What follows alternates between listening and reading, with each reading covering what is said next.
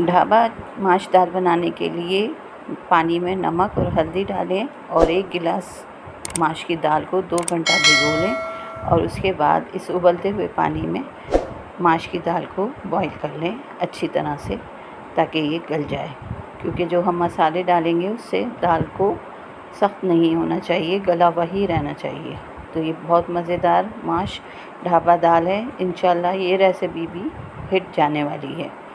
तो हम अभी इसको चेक कर रहे हैं। जैसे ये गल जाएगी हम इसे उतार लेंगे और आगे का काम शुरू करते हैं मसाले की भुनाई का।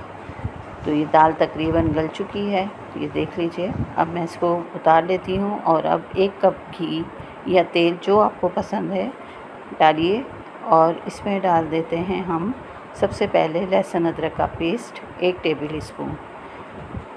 इसको 1 से 2 मिनट आपने चला लेना है और उसके बाद इसमें हम डालेंगे साबुत लाल मिर्चें, 2 कटी हरी मिर्च और 1 टीस्पून अदरक लंबाई में कटा हुआ। इसको 2 से 3 मिनट अच्छी तरह से भून लीजिए और इसके बाद फिर हम 2 टमाटर का पेस्ट, जो हमने 2 बड़े टमाटर लेके उनको पीस लिया अच्छी तरह से, और वो इसमें शामिल कर लें और इसे भून लें। अब यह है मसाले जो इसमें डलेंगे। पिसा हुआ गरम मसाला है, लाल मिर्चें हैं, धनिया पाउडर, हल्दी पाउडर और नमक। ये 1/4 टीस्पून गरम मसाला है। 2 टेबल स्पून हमने दही भी डाला है इसके अंदर। 1 टेबल स्पून लाल मिर्चें हैं, 1 ही टीस्पून धनिया पाउडर है और हल्दी है 1/4 टीस्पून और नमक हस्बे ज़ायक़ा। इस मसाले को आप अच्छी तरह से इसमें भून लें ताकि इसका मज़ा जो है वो बरकरार रहे, कच्चापन आपको महसूस ना हो। तो अब इसमें 2 टेबल स्पून दही भी डाल लें और इसकी बहुत अच्छी सी हमने भुनाई करनी है। ये आधा टीस्पून हमने डाला है ज़ीरा पाउडर और 1 टीस्पून भर के हम डालेंगे कसूरी मेथी। तो जो ढाबे की दाल होती है उसका जो जायका अगर आपने बनाना है तो फिर इसमें कसूरी मेथी ज़रूर शामिल करें।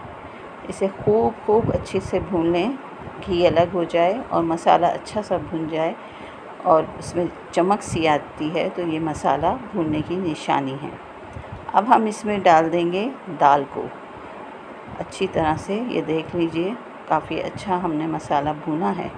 अब जो हमने बॉयल दाल थी हमारे पास वो हम इसमें डाल के हल्की आंच करेंगे और इसको अच्छे से मिक्स कर लेंगे।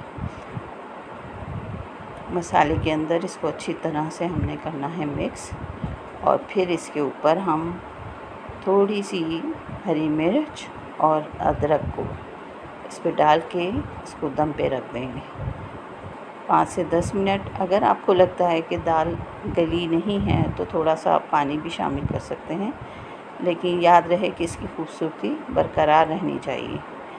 तो ये हम इस पर हरी मिर्च और अदरक हमने डाल दी है और अब हम इसको ढक्कन लगा के 10 से 15 मिनट दम पे रखेंगे।